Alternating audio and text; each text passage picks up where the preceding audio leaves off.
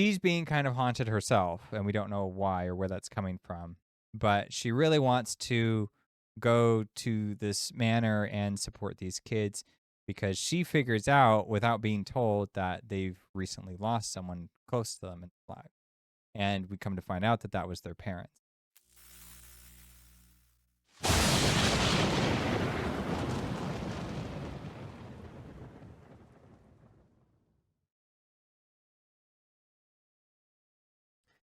Hello, welcome to the HolmFront. I am Tyler, your host, and to my right, as always, is Mitch, my overly artistic friend. I almost stumbled on that. I know. And I You're always good. forget to say, welcome to the HolmFront, where we try to keep it objectively subjective. We try. I'm gonna try and make that the catchphrase. Well, it's not gonna work out, but we're gonna try. Also, welcome to October. We're gonna be going through some fun, spooky stuff for the season. I do love me some Halloween themed entertainment. Who doesn't? Except weirdos and homeschoolers, which is what I am. Halloween's such a fun holiday. I have such a blast around Halloween time. It's great. It's great. It has all the best movies for sure, all the most thematic films. Mm-hmm. But it also has these shows, which we're going to be going over today. Okay. Yeah, so what are we going over? So Netflix did a series of shows, and I think there's only 3 of them, unfortunately. But they kind of follow the style of American Horror Story. I don't know which one came first. But There's nothing like American Horror Story. I don't know why he just said that. You didn't let me finish. So okay. American Horror Story keeps the same cast and tells different stories that follow a certain theme.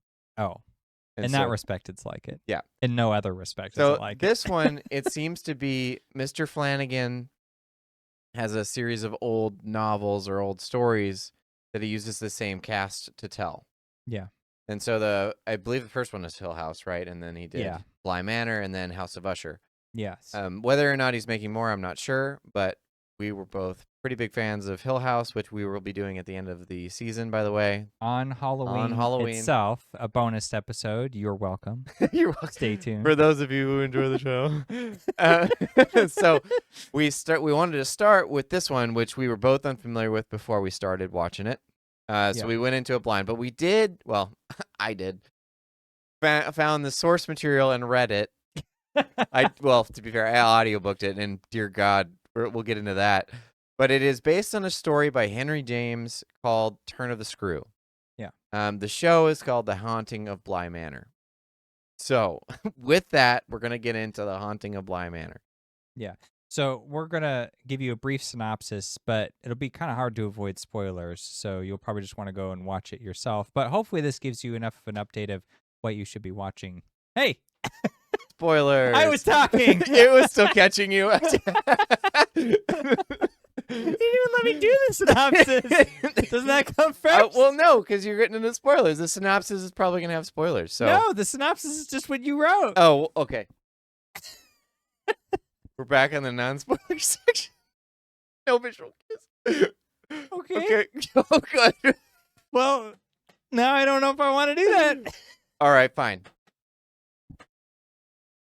We're do the enjoying synopsis now. Okay, go ahead. Okay. So, what I was about to say before I was so rudely interrupted was that you should go and watch them because that's what we're going to be watching. And they're great ghost stories. Fantastic, yeah. Creepy as hell, but also usually with a lot of good substance behind the stories. So we'll get into it. So the synopsis for The Haunting of Bly Manor is as follows. Danny Clayton is a governess or an au pair. She's commissioned to go to a manor to watch over 2 orphan children for their estranged uncle, and discovers that she gets more than what she bargained for. So she is, and I'm not spoiling anything that isn't already in episode 1, so don't hit the button on me. She's being kind of haunted herself, and we don't know why or where that's coming from. But she really wants to go to this manor and support these kids because she figures out, without being told, that they've recently lost someone close to them in the flag. And we come to find out that that was their parents. So she gets hired to go on and do that. And throughout the story, you know, she thinks she's helping the children, you know, cope with the passing of their parents and trying to understand why, you know, their uncle isn't as more involved in their lives as he should be and so on. But as it goes on, you get to learn more about both them and what happened to the previous au pair who was watching over them, and what happened, the history of the manor itself. Because, and this is not a secret either, the manor is haunted from episode 1. And you Well, get to from see the title, actually. No, there's more than that.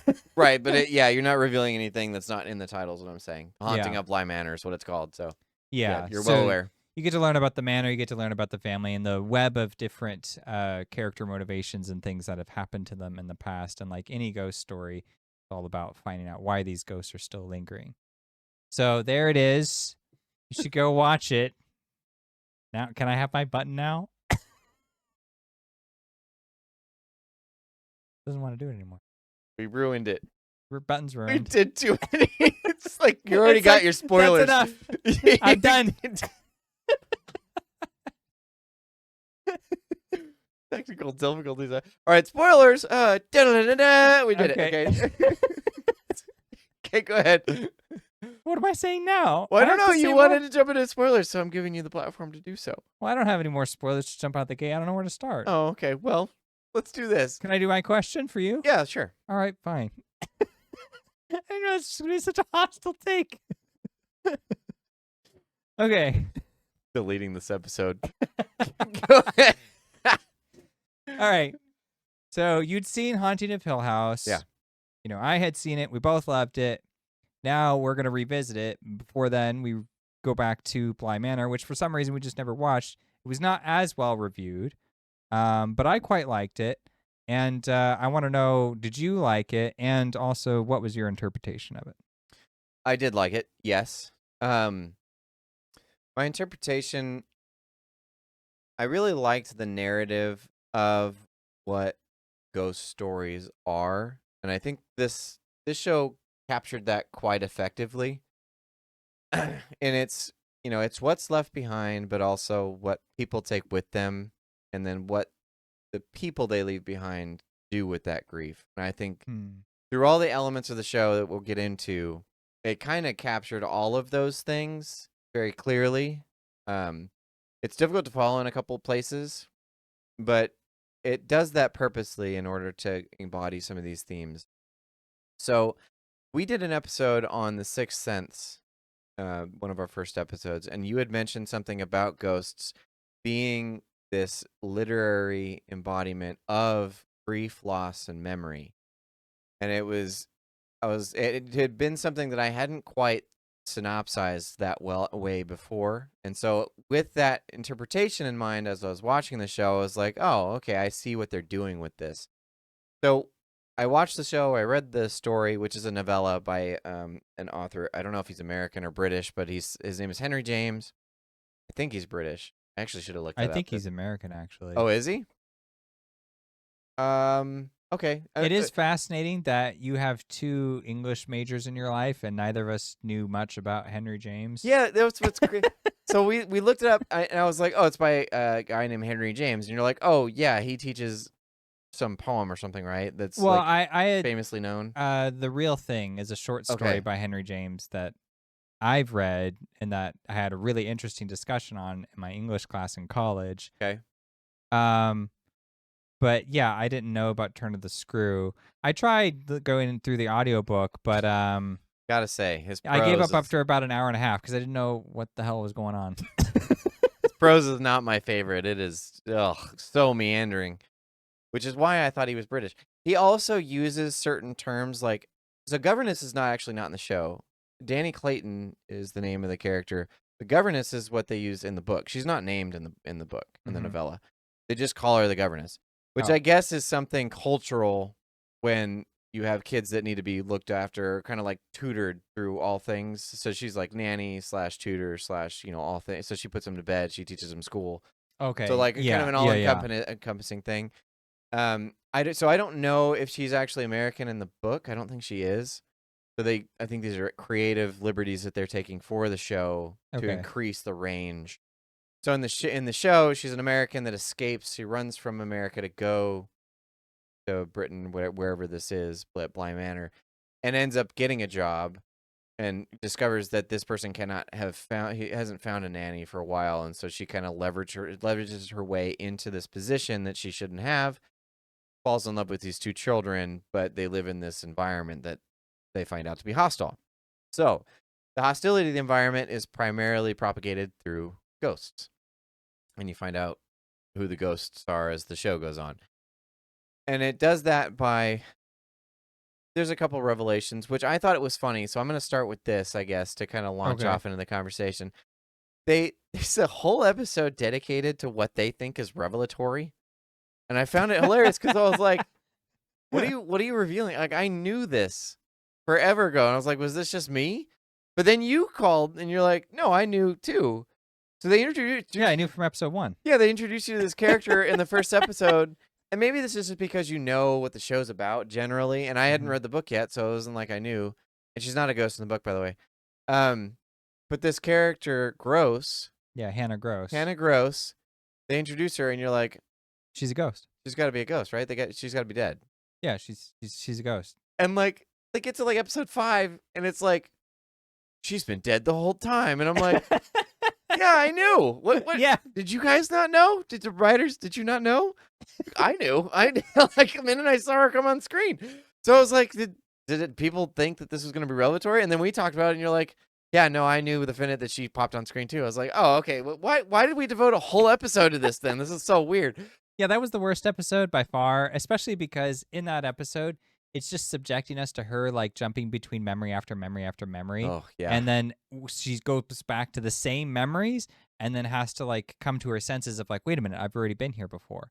And then like the other people she's talking to will have to be like, yes, you have. This is your memory and I'm speaking to you from your subconscious. And right. It was very exhausting. It was just a really cumbersome episode to get through. I get that they were trying to like it was twofold. They were trying to reveal that Hannah Gross was in fact a ghost. But then they were also trying to communicate what ghosts experience. And that becomes relevant for the other characters in the show that are ghosts. But you already get to see that effect with the other ghosts. And even that I knew by the time episode 5 rolled around. They just like really felt the need to be like, right. Here it is. It was so unnecessary. I got it. Yeah, it was like I didn't need a whole episode for that. But all right, sure. Thanks. Thank you for that. The one thing that they introduced that was intriguing for the concept of ghosts was this dream hopping thing. So I'll just describe that now. Yeah. So when a ghost or when someone dies, they kind of just come into being as a ghost, and some of them recognize it and some of them don't. And whether that be some form of denial, whether that be just like they were shocked and they didn't quite understand what was happening in the time, different things for different people. But Hannah Gross doesn't recognize that it happens in the moment. And so she just continues on as if it didn't happen. And it's almost like a rejection of reality that she's passed away. But the thing is, when you've passed over into that, they try and introduce this idea that ghosts stick around because of either unfinished business or, well, we'll get into the other larger reason later. But when that happens, you kind of get stuck in this loop. And for some of them, it's like hell. Yeah. And for others, it's just them trying to cope with this new reality in their subconscious. And for Hannah, she does it, but she doesn't recognize it's happening. So she keeps reliving the same memory. She recognizes, oh, this feels like kind of like deja vu almost. But then she continues out of it and forgets that it happened, and then it might happen later, and then she recognizes, but it's very vague, and she just kind of files it away as if it's not real. Yeah. Which is apropos for a character because she doesn't even know that she's dead yet. So, but the thing about it is it's trying to propose this idea about ghosts and what they might be, and that's based somewhat on the source material, which is trying to present an idea of like making you question whether ghosts are real or whether they're part of that universe or not. And that was what that story was trying to do. This one just leans in. It's like, no, there's real ghosts and they're here and this is why. And it's like, okay. The book ends on a note that makes you question whether what you were seeing was real the whole time. Does it really do that? From the governess's point of view. I don't really know. I had to I read through it and I was like, dude, what was that? So I had to read a couple of synopses from people, like a couple book reports and stuff. And I was like, yeah, all right, I think I get it. And I read the end a couple of times to try and figure it out. I think I got a handle on it. We can go into that in a bit. But wanted to go further into the show before we jump into the novella. So, with all that, do you have anything to add to that particular concept? Uh, no, I think you're spot on with that, and Okay. I think all those themes are very relevant. The book sucked, and that's what I have to say about everything you just said. That was a tough read. I was He just like slogging. I don't know what he's saying to me. He's just like rambling. And then I'm like, I get like a half hour in and I'm like, wait, what? And then I back it up and I go through the same half hour all over again. Like reading a text or a textbook, like a school book, and you're just like, Yeah, pretty oh, much. I realized I didn't care. So It's not like, and all I kept thinking was like, Lovecraft has this way of bogging down the reader with ancillary details. But the thing with him is that it's an elaborate description for something. yeah, It's not that over he's not elaborate. Some also would say. giving you the substance of what's going on. So he's Right. like, well, here's this character. He's, been receiving these letters, or he's going to this location to make a survey or whatever. And then he drops that in there. So okay, I'm following a character. This, you don't even know you're following a character. He's just like, oh, there's a governess at this house. And you're like, wait a minute. So, but when he depicts those, it's like they're totally separate. So he's talking about a governess, and then he starts talking about a house, and you're like, wait a minute. So are they associated with each other? And like, yeah, I don't know. It was exasperating. So the less said about it, the better. Sorry, Henry James.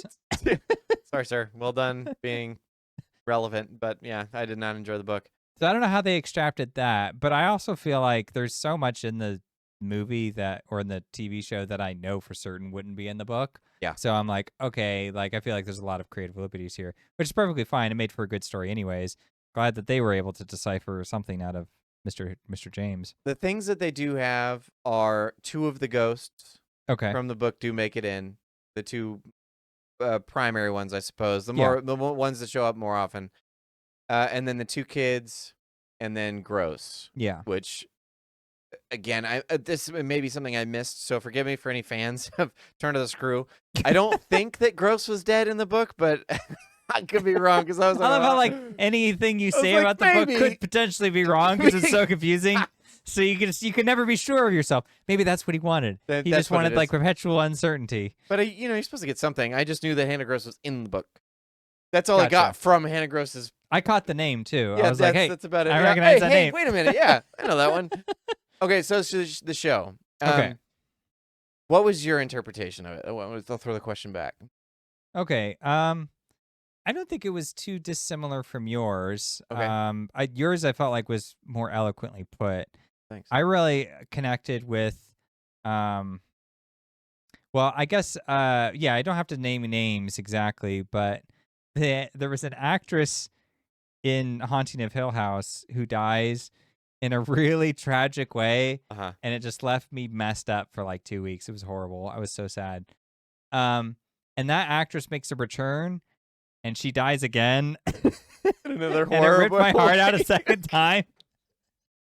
You could really do with a break. So I hope in Fall of House of Usher, either she just dies in episode 1 and we get it over with, or like maybe she could live. That would be nice. She's the only one that makes it in House of Usher. Yeah, exactly. Which is equally horrifying. She just loses everybody she loves, but she stays. Like, at what cost? But the reason I bring her up is there's a huge element of like sacrifice involved, which I thought was interesting for a ghost story. And I also thought there was something about like, I mean, and Haunting does this too, where it's past traumas just follow people and they hunt them down and then they kill them. Or basically they possess or, disturb them so much that they kill themselves out of it. So that's where the real like tragedy comes in, and why this series as a whole is like hard to get through for me anyways, because it's like you're seeing these characters just be perpetually assaulted by these things that they're carrying with them. And so you recognize it's not like the ghost arbitrarily decides to like target someone. I mean, there is some of that in this. But for the most part, the ghosts are targeting someone specifically, and it's like they're allowed to be involved. There's a really good scene early on where one of the characters, Miles, the little boy, back when he's in boarding school, you do like a flashback episode of him in boarding school. And his teacher is reviewing this story in the Bible where Jesus casts out these demons from some guy. And, the boy asks, like, Miles is like, well, how did they get there in the first place? and they go over this discussion about, well, they needed to be let in and they have to be. So essentially, the person on the receiving end has to say, like, yeah, that's okay. You can possess me. And so it raises this question of, like, allowing yourself to carry with you burdens or traumas in such a profound way that they just continue to follow you. And, the revealing part of that is that you're carrying so much pain yourself that it now has to manifest in some way, right? So I feel like I'm kind of rambling a bit, but those are like that's the theme and the richness that I really cling to, dark and as much as it screws me up after it's over. I watched it like a couple weeks ago, so I actually feel a little better now. But like the week I finished it, I was like, just like ravaged my soul again. How much are you allowing it to affect you and traumatize Exactly. you? Yeah, I do like the element of agency it gives, not just to the alive characters, but to the dead ones as well. Yeah. Because it is a choice for them also whether they want to affect other people. And that's embodied by one of it. I guess we'll just jump into spoiler territory here. I'll just jump off. Go for it. So one of the main ghosts, his name is Peter Quint. He falls in love, and this is before they both die. He falls in love with another character, the previous governess, the previous nanny, we'll call her. Mm-hmm. And they have this weird kind of relationship, and he's almost viewed as this like manipulative, almost kind of abusive character, kind of unhinged, emotionally unstable. But he gets killed, and we'll go into that in a minute. But he dies, and he's not able to accept that. He knows that it happened. Yeah. And he like understands the reality of it. But he's like, I can't let it go. He's like, I can't just do this alone. Mm-hmm. So he convinces the character with whom he fell in love to join him in death.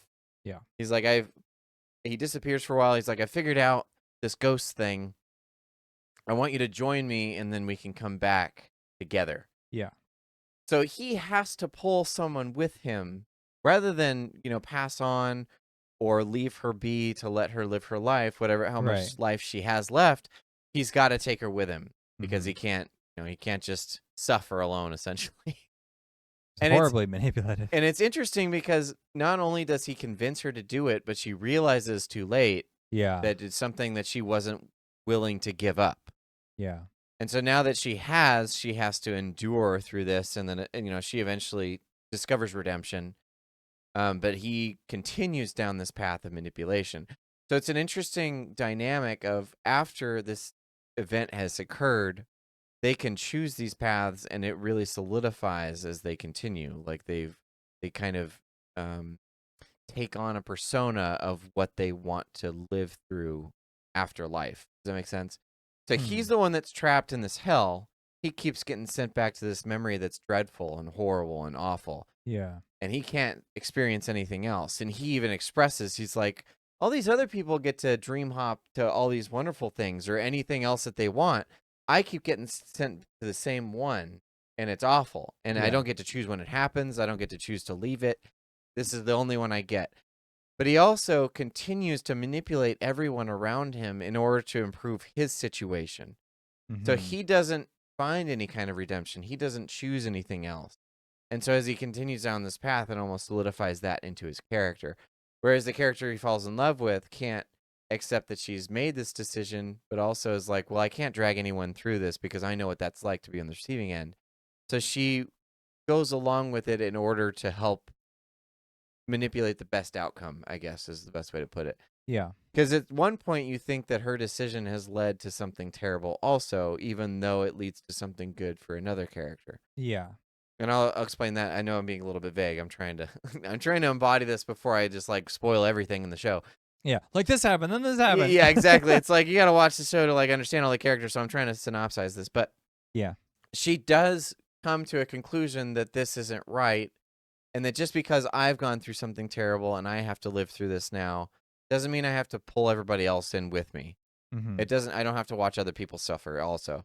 So it's an interesting dynamic between the two because she did it initially for him and then regretted it, but didn't choose to let that regret grow into something damaging to other people. So I feel like I'm rambling here, but it was an interesting dichotomy of ghosts and their takes. Yeah, I'm with you there because I also think it's emblematic of a lot of the characters where they sort of have to make a choice about whether or not they're going to be able to move on from grief or not. And so in her case, like it's especially sad because everyone around her talks about her like, oh, she had such a bright future ahead of her, she could have done anything, she was like one of those people who could have just literally taken on the world. And so to have her life get cut short feels like such an enormous tragedy, on top of like just her already being a great nice person that we all enjoyed her having her company around. And I could see her, because like the way that she dies is by being manipulated into this scenario, and it's in part her not wanting to let go of the relationship, so she allows herself to be manipulated by this guy, at which everyone around her tells her to let it go. I mean, before he becomes a ghost and is manipulating her, they already said he was bad news. Right. And you get plenty of information to see that he's bad news. But she, oh, well, he's not like that. You don't know him like I do, and that kind of thing. Right. And, it's like, this is like her first chance, is what it seems like, of like someone where she feels like someone truly loves her. And, if it's the only person you have doing that, there's no other comparison point to make. Sure. So she's like, well, I'm loyal she can only see from the inside out. Right. Everyone else can give her more information externally, but she can't see it because she's not there. Exactly. And so, it's saddening to see her like, but it also like makes sense why she can be locked in a state of like limbo, right? Where she is still holding on to that relationship and is torn between trying to recognize the manipulation and move on versus just how much do I delude myself of the reality and, hold on to what's actually a false hope. Well, it pulls up both directions too, because it's interesting, like, from our perspective, without dealing with real life ghosts or whatever, it's our decision whether we release a memory or if we let something go or not and choose to move on and to heal and all this kind of stuff. In the show, when they allow ghosts to exist, Peter Quint also imposes himself into her reality after he's gone. Yeah. So he also is pushing the situation to where she can't let go, instead of choosing the more selfless thing and like refraining himself from her, because he could leave her alone, Yeah, and help her move on by not being involved, but he doesn't. right. He just inserts himself in because he's like, well, I can, therefore I should. Yeah. And for us, ghosts are a way of like dealing with that memory and like embodying that somehow, whereas the show actually gives them life, and so it gives that memory more of a visceral feel, but also agency. And so for him doing that, inserting himself, like, kind of reinforces what his character was in life as it is in death. He just continues on because that's where he ended, is like, well, he ended a bad character. He's going to continue a bad character in memory. Right. And so that's how she perceives him, and that's how he actually exists in this reality. But it's sad because she's not able to acknowledge that. So there's an interesting scene where she is, I'm not sure how much time has passed, but he introduces himself to her as dead, goes up and reveals that fact, and then they continue to see each other, and then they try and touch and realize that they can't, and she has a hard time with that. Yeah. But she's allowing these feelings to like fester and continue, and she continues to feed into this like relationship. Like what we do with grief is that we don't let it go, and we continue to just like delve into the depths of darkness of sadness and grief. But she has something to do it with, and then she realized, or he like presents this solution, if you will, of like, well, you could just come over and be with me. It's like, we don't have to live like this. And she's like, well, if that's the only way, I'm not willing to continue on with my life without you, so I guess I'll just do that. Yeah, I mean, to be fair, he does manipulate and say, well, there's like a way for us to come back, which there's definitely not. There may have been, but it comes at such a terrible cost. It's like, well, gosh. Yeah, his solution for it, may as well, because we're in spoiler territory. Sure. We're not gonna be able to say much without, other than that, like, it's great and you should go watch it. Yeah. But he, so he's like, well, we just have to like possess other people, and we have to get them to agree to let us possess them permanently. Boom. So like that Problem alone solved. is bad. But then the two people he chooses are the two kids in the manor. Who else would you which choose? is also really creepy and weird because you can't really be together because they're siblings. So what was he thinking? I had not thought of that angle until just now, and I dislike it. I didn't think of it either, Yuck.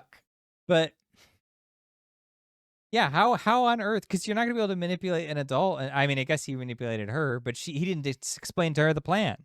Well, he also didn't possess her No, he does briefly. briefly, but yeah, I mean, I yucky. I feel like this conversation makes no sense to anyone unless you've seen the show. Dislike. Okay, let's get away from this for a little bit. Okay. Let's talk about something else. Let's talk about those child actors. Because those child actors were great. In fact, they upstaged everybody else. Everybody. They were the best. They were the stars. By far. Yep.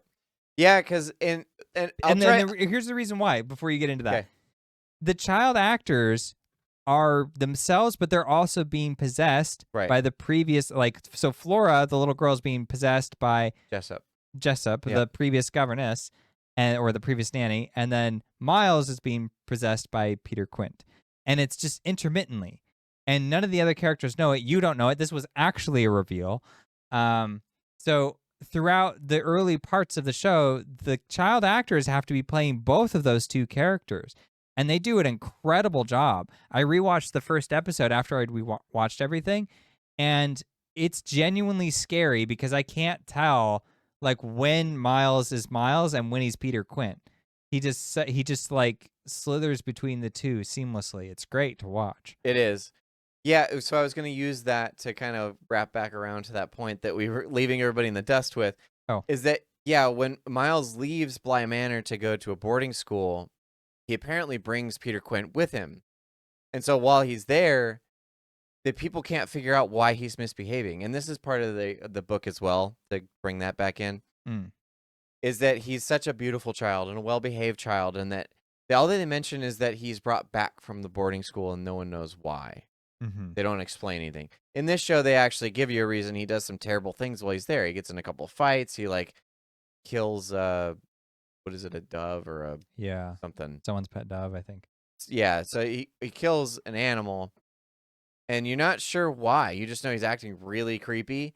And at first, you get an explanation that you think it is. Yeah. And it's a note that he got from Flora saying, "Come home."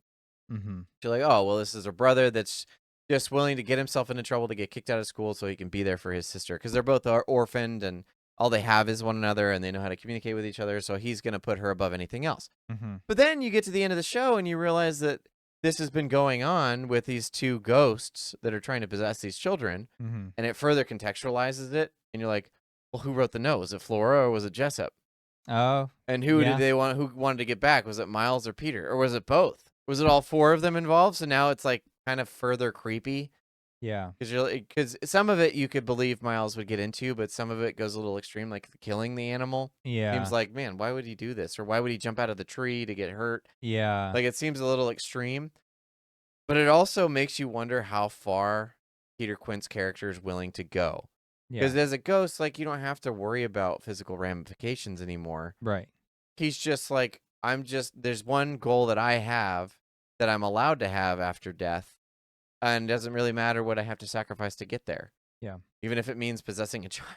I have to get out of my own hell, so everybody else's concerns are secondary to mine. Yeah, but to further your point, the children did a phenomenal job. Typically child actors are very difficult to gauge how talented they're going to be with. These guys nailed it throughout the whole show. Yeah, they were insane. I mean, at first, it was a bit annoying with Flora being like, everything is just perfectly splendid. Perfectly splendid. And she would just say that about everything.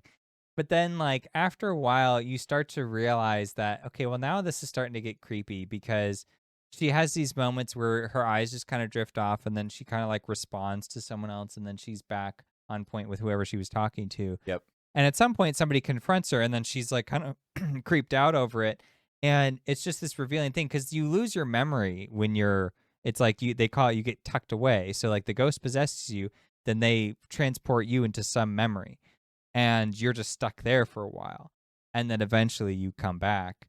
And so then you're confused because you don't know what happened in the interim, what your body was doing because the ghost had you. And she did such a great job of like navigating the nuances of that, and like the moments where she, like, especially later on in the show, she starts to get really upset because she's like, I don't like this. She's like the younger of the two children.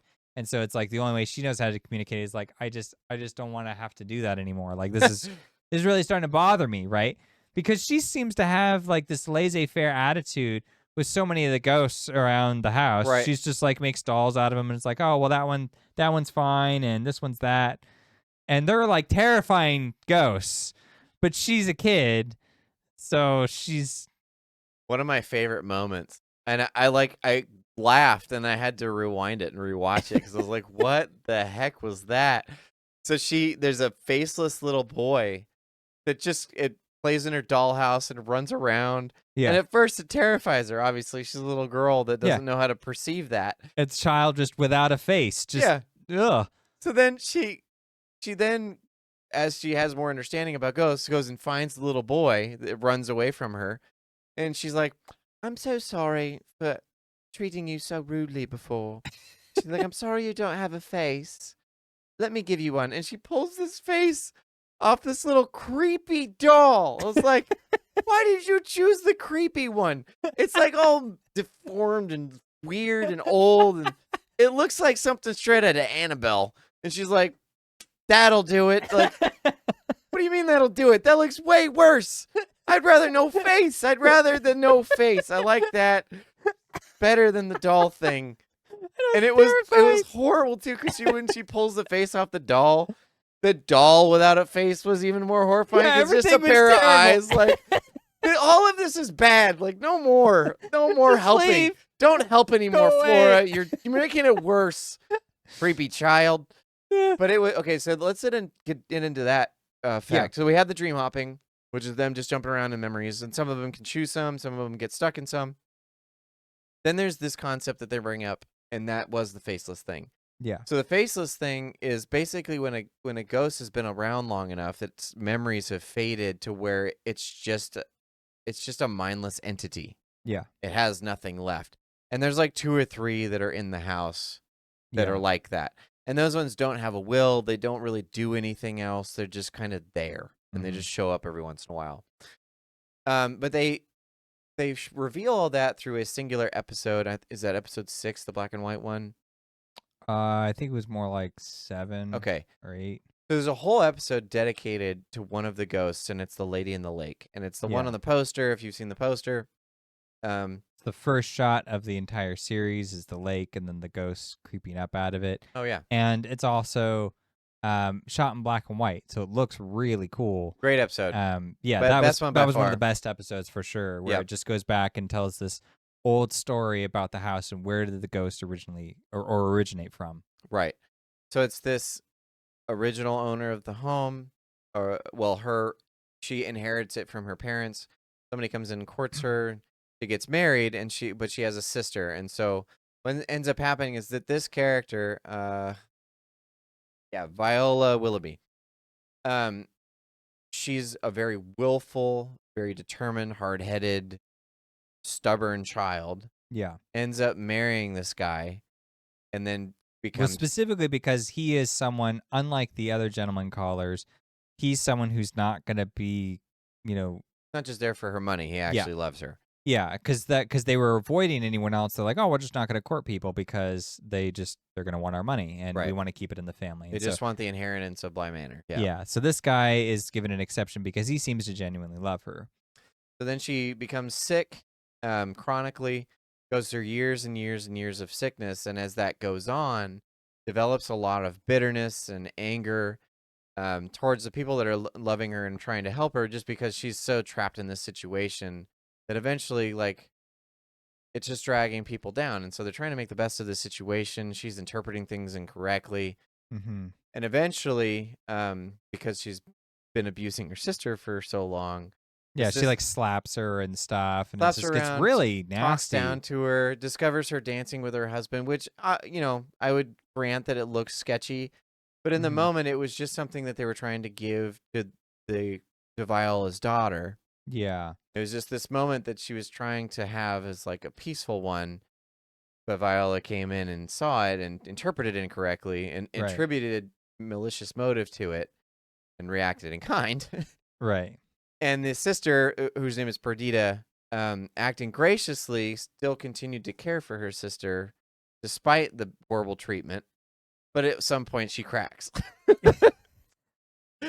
She's like, you know what? My sister has been suffering for years and years and years. She's going to die eventually. All she's doing right now is creating this bitter, horrible situation. Guess I'll handle it.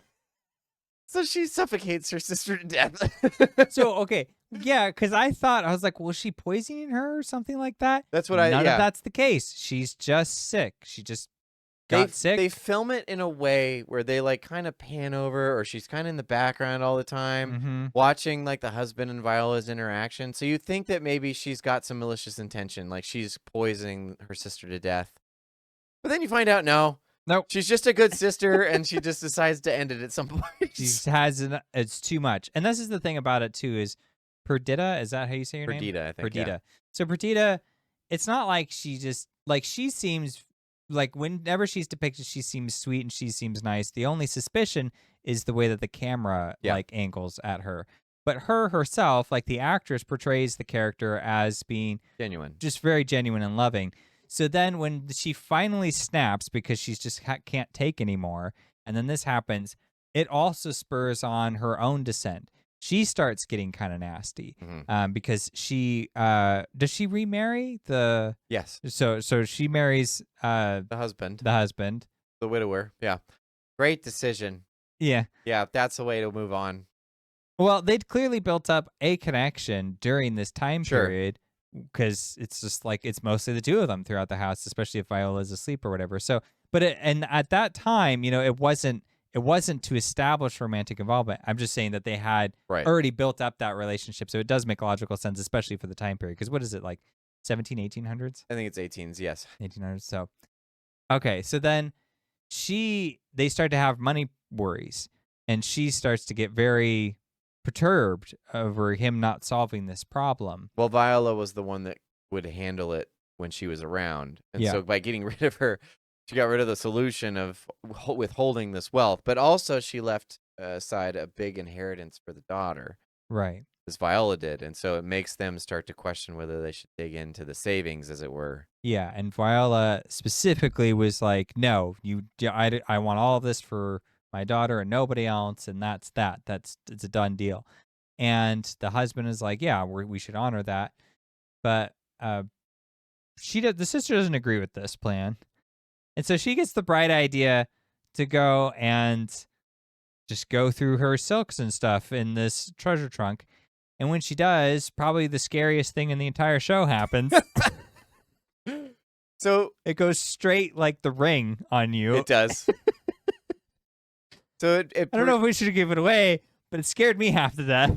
Yeah, no, it got me. I knew that it was probably coming, but it still got me. It presents this interesting idea that kind of leans into the themes of the show. So she puts, all of her favorite silks, dresses, jewelry, some money items, some like all in this big chest that looks like an old school treasure chest or whatever. Mm-hmm. The thing about it is, it's like, and this is, I don't know if this is what they were thinking of, but it's like the will she leaves behind for her daughter. Yeah. But in that, she also leaves her actual will in the chest. Yes. And so the way that it visually depicts that is that she's trapped in this room that is the chest. So when the chest is open, then she's allowed to exit. But as it's locked, her will is, maintained. Right. So it's an interesting depiction of her actual will being left behind, which is like the depiction of what you leave, on that piece of paper for whatever is left for people. These memories of these items that you're supposed to like hand down.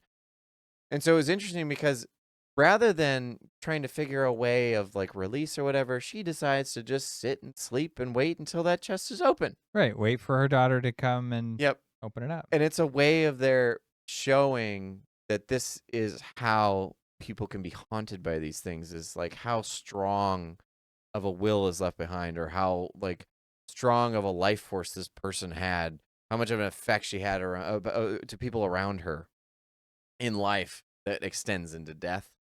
And it was cool to I was like, this is a really interesting depiction of that.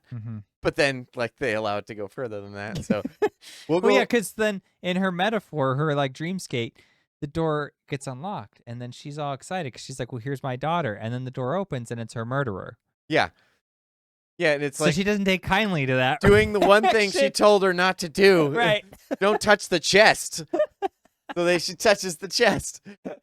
So we'll just jump into like, I guess, further spoiler territory, because like this stuff is actually the stuff that, was the scary bits of the show or whatever. Yeah. But I think this was your favorite part, right? Well, this is the scariest part for me.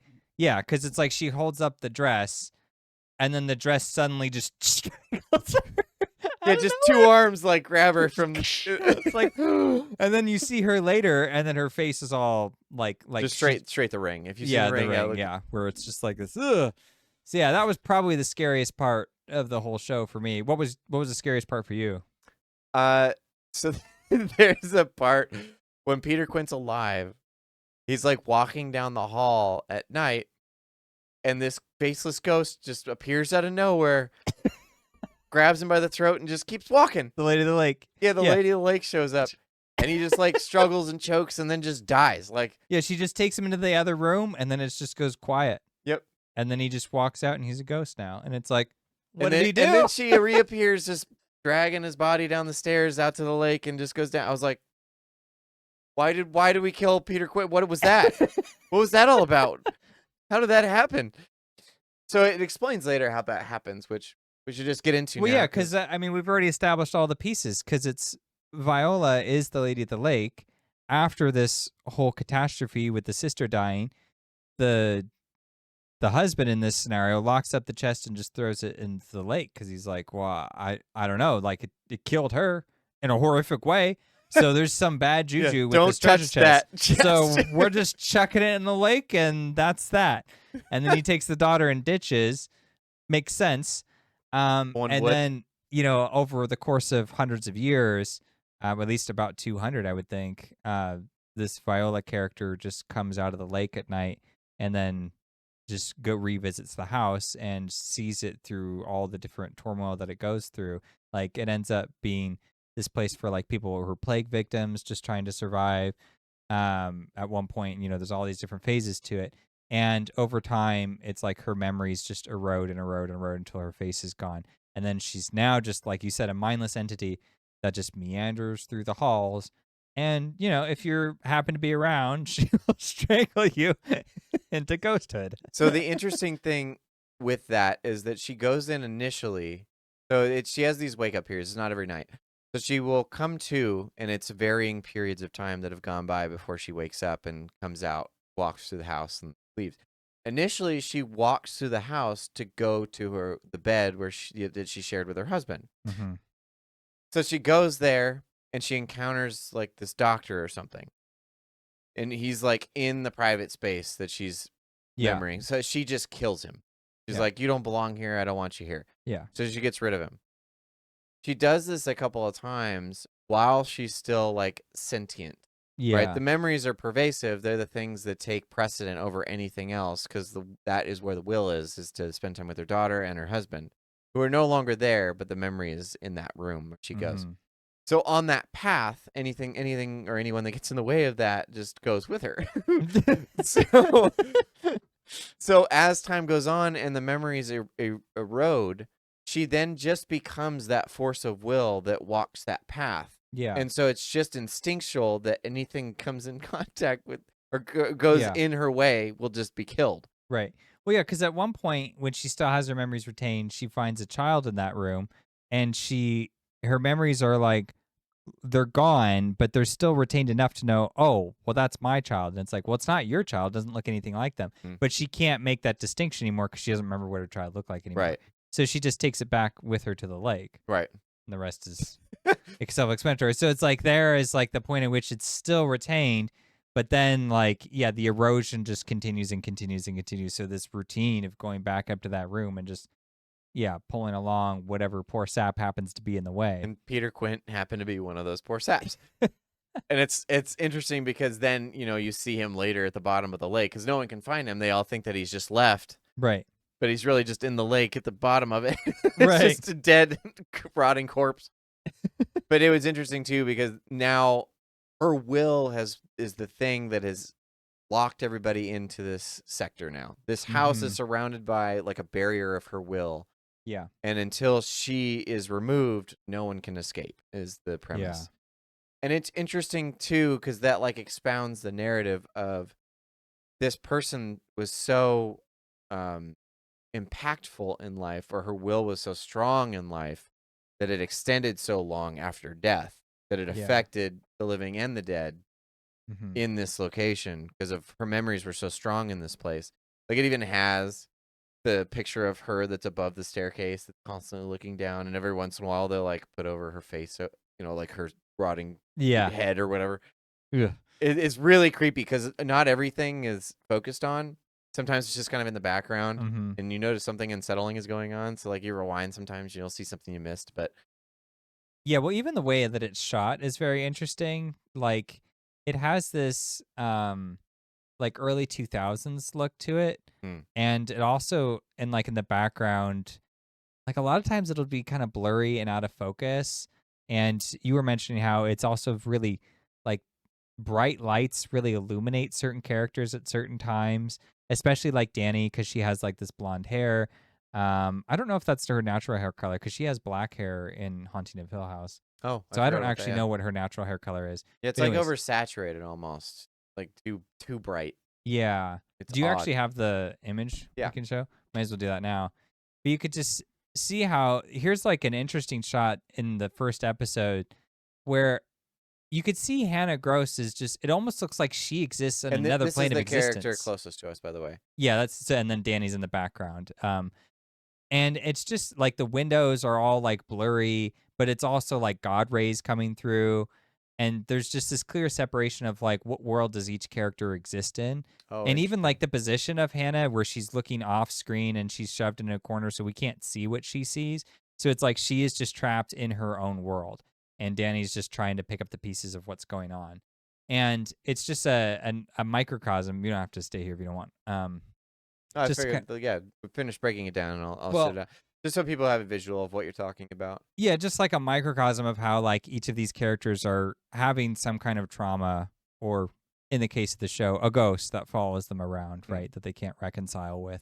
And so like even in the visual style, I just thought this was like a more pronounced way of doing it, but it's also a way in which it sets itself apart from other like films where it's not trying so hard to scare necessarily. It's telling a ghost story, and with that comes like a certain kind of reverence, I feel, that the Haunting series brings that I don't always feel from other shows or other movies that depict ghost stories. Certainly not American Horror Story, but yes.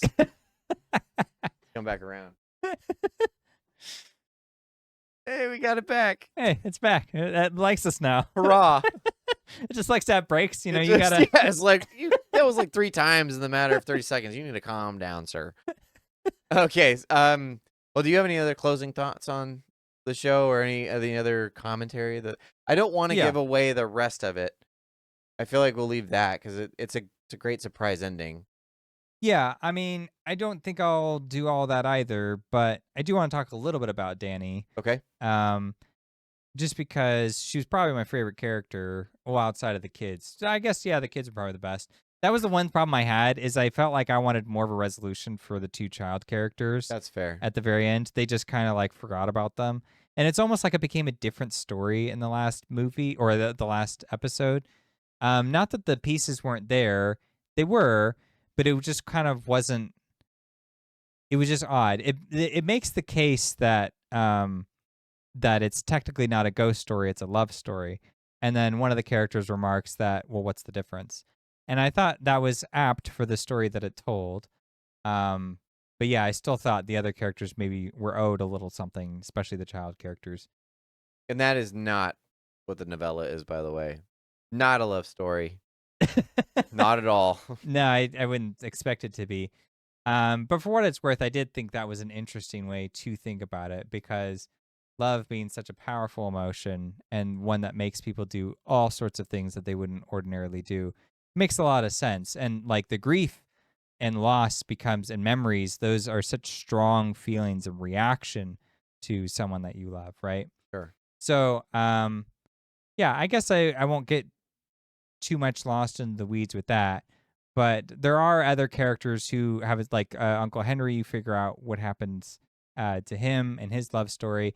And the thing with his scenario is, as much as I didn't like what he was doing, I did find it interesting that he was so either grief-stricken or shame-stricken or some combination. But that's what prevents him from actually communicating with his niece and nephew, which I thought was really just kind of heart-wrenching. And I kind of felt like that was because it's like he's all, for better or worse, he's all the family that they have now. And for one of them in particular, there's like a unique connection between them that. But his mistakes have put up a wall. Yeah. That's an actually interesting one. I think that one I'll jump into for a second here. Go for it. Because at first I thought he was dead. Because he's got a ghost that haunts him. Yeah. But that one's just the ghost of his bad decisions. Mm-hmm. And those bad decisions lead to multiple horrible outcomes. But it's interesting because he has this relationship with this past that makes him relive those bad decisions the same way that the ghosts do, but he's alive. Right. And so it's a visual representation of how we torment ourselves with our bad decisions and how we're too afraid to make that leap to bring some kind of healing or bring some kind of resolution to whatever mistake we've made. Because you're right, he should buck up and be like, you know what, I'm the only thing these kids have. I need to just get past these things that I've done and be there for them. That would be the selfless thing to do. Right. But instead, I'm going to wallow in my misery. Yeah. And be afraid of this person that I allowed myself to become before. Yeah. And be afraid that that's going to be something that negatively affects these children as well. Mm-hmm. And like that may be a valid fear for sure, but at the same time, it's like, well, which one's worse? Like you're just being destructive now. You at least give them a chance if you are present later. Yeah. And instead he chooses not to for the most of the show. So it's interesting that they now took that and made that into, he has another him that's like, dark suit and like always kind of evil and smiling. He's like, remember this bad memory? And it's it's super cool the way that they do it because they kind of lean into the like, it's almost campy, but not quite. Because it is kind of horrifying if your demons looked like you. And that's what it was doing is like, he allowed that in, kind of like what they were talking about earlier with the Matthew story is like, he allowed that to continue to torment him and just sat in this dark old office and never left. And he never made a phone call. He never wanted, like, he didn't want to talk to Danny about anything. The only time he left, he just sat in a bar and drank. Yeah. He was like, you can have the job. I'm going to go back and wallow again. I've got more wallowing to do. So exactly. I'm late. I got to go. I haven't gotten my quota of misery in for the day, so we're going to wrap this up. 3 more hours of this. Like, you are distracting me. Yeah. I mean, the thing about that, too, is that he's kind of cursed. I mean, because someone basically finds out and then puts a curse on him. They don't do it in the same way as, like, they're not like, ooh, curse you. Doesn't get like the voodoo doll. Yeah, it's not overt like that, but they basically have this conversation to them, and they're like, "You're this, and I hope you rot in hell," basically, and blah blah blah blah blah blah. Like, I hope like you're tormented into oblivion, and then they storm off, and then that's when his ghost manifests. So it was also this kind of representation of like when someone says like, because like the phrase like, "Oh, like they're casting a spell on me, they're putting a curse on me." If you say that, it's because it's like, well, a curse can just be a word. It can just be, something that you say to someone that damages them in some way, right? So that's effectively what it was. He's like, he did put a curse on him, not in the, mystical sense, but that's how it manifests in the story. So, and I think that's where the true power comes in for the Haunting series, at least for me, is that it just manifests those internalized feelings that the characters already possess. And you can see other characters like Owen, for example, the cook. He's the only one who's not really haunted by anybody. He has a sick mother, and, you never see her in the show, but eventually she passes from dementia, natural causes. And, he's able to accept that and move on. It's not easy for him because he had a really good connection with his mom and he missed her. But, it's like he had a healthy response to grief and loss. And so he is not haunted. Whereas pretty much everybody else, not the same scenario. Not so much. Not so much at all. Yeah. Did you want to comment about the accents? No. Well, I mean, I feel like it was part of the take on it, and maybe other people would agree. Look, I like the fact that they try and keep the same cast, and you get to give them an opportunity to do different types of work. But my gosh, you gotta get some accent lessons, dude. The guy that played Peter Quint, horrible Scottish accent. It's so terrible. It is very deep, like, and usually it's like gravelly. unnaturally. He's like, "So I talk," and it's like, no, it's not. It's not how you talk. Please stop. And he's like, this is how Scottish people sound, kind of, right? And it's like, no, it's not. That's pretty good. It's ugh. So there was that, and then I forget her name, but the storyteller, clearly not British. It was that so was weird, terrible, such an awful accent. Yeah. Also, I'll agree Elliot, with that one. Who? That's from E.T.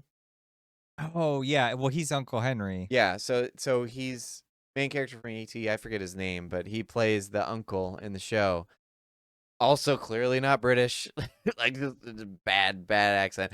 So every time they were on screen, like, thankfully Danny sounds, if she's not actually, she sounds actually American. The two children and Hannah Gross all actually have natural accents, so they weren't as distracting. But this is such a moot point. That's true. There is just once you put it like that. Like Hannah Gross's performance wasn't distracting in any way. Like I didn't notice that she had an accent. Yeah, because she has a real accent. Like, she actually talks. Well, yeah, but it's like once you point it out, I'm like, oh yeah, it is pretty thick. It's definitely thick with Peter Quint. I thought he was just trying to like make his character seem like menacing and malicious. Well, no, just like overly macho, but like in a Scottish way. And it sucked too because he's paired up with Jessup more often than not, and she also sounds like she's got a natural accent. She did, yeah. So between her natural accent and him sounding like that, I was like, please cut it out. Goodness.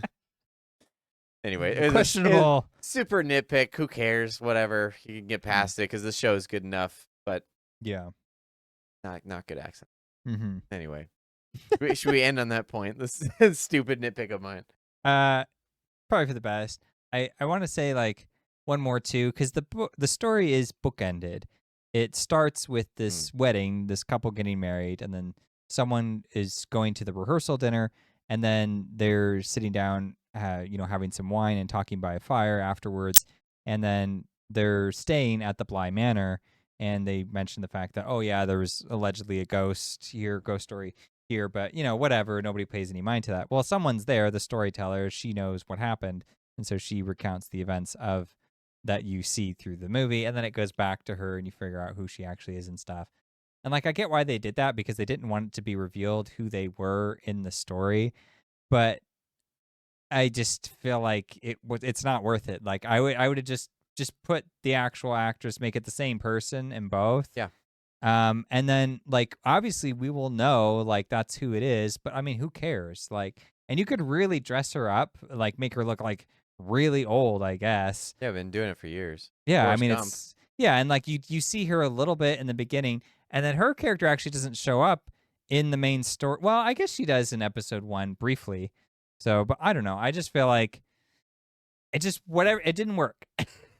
It does work thematically, like from a writing perspective, because the writer was saying like, well, this is a wedding. It's a love story, right? And so they tell this ghost story, and then for the character to interpret it as a love story, that's interesting, especially when it gets into the theme of sacrifice, which plays a role later.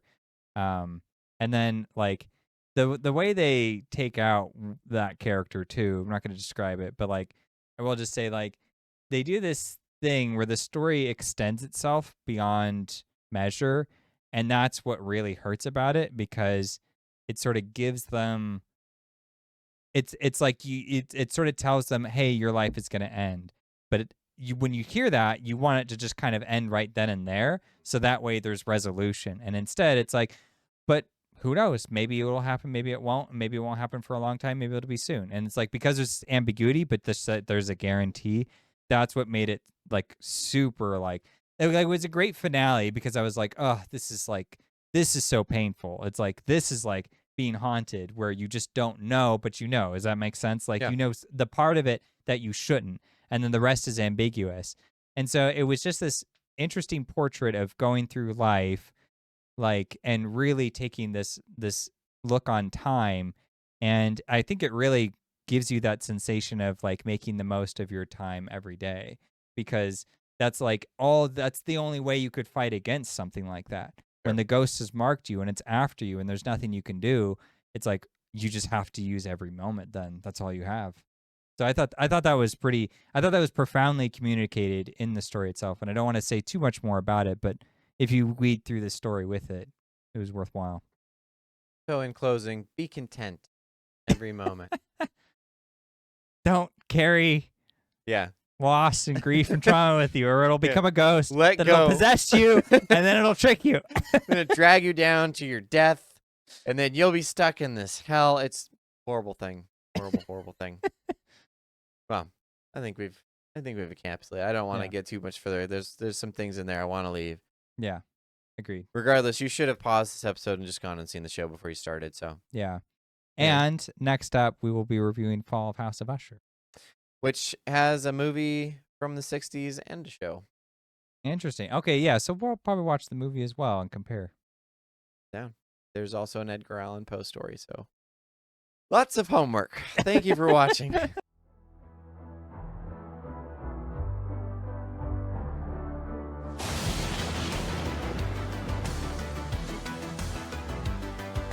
So you made it to the end of the video. If you liked it, please consider subscribing and leave us a comment. We'd love to hear what you thought.